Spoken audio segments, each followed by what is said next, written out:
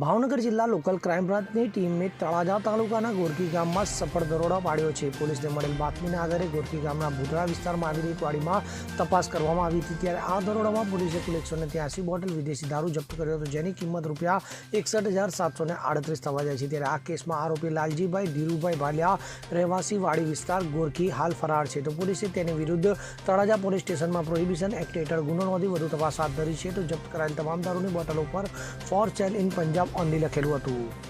અમીન પાયક સાથે CN24 news, Bhavnagar. હવે જુઓ દેશ દુનિયાની તમામ ખબરો તમારી આંગળીના ટેરવે. ઉઠાવો મોબાઈલ અને Google Play Store પરથી ડાઉનલોડ કરો અમારી CN24 ન્યૂઝ મોબાઈલ એપ.